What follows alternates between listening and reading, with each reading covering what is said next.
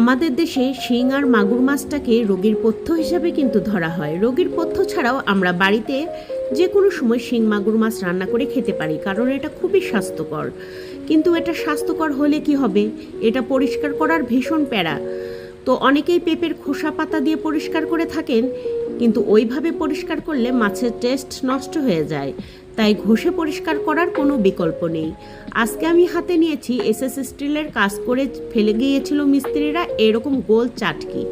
তো এই চাটকিটা কিন্তু ফিনিশিংয়ের কাজে লাগে, স্টেনলেস স্টিলের, তারপরে আর কোনো কাজে লাগে না, হয়তো বা তারা ফেলে গিয়েছিল। তাই আমি কয়েকটা কুড়িয়ে রেখেছিলাম, আর বেশ খসখসে দেখে মাছ ধোয়ার কাজে এগুলো ব্যবহার করেছি।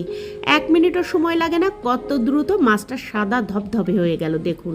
আপনারা চাইলে ঝামা কিংবা খসখসে টাইপের ইটের মধ্যেও এই মাছটা ঘষে নিতে পারেন। আর এটা পরিষ্কারের সঠিক নিয়ম হচ্ছে, এটা ঘষে নেওয়ার পর বিশেষ করে শিং মাছের ভিতরে রগের মতো বিষথলি থাকে। এই বিষথলিটা মাছের গা কেটে অবশ্যই বের করে ফেলে দেবেন। সাপের যেমন দাঁতের সঙ্গে বিষথলি থাকে, শিং মাছের কাঁটার সাথে তেমনি বিষথলি থাকে।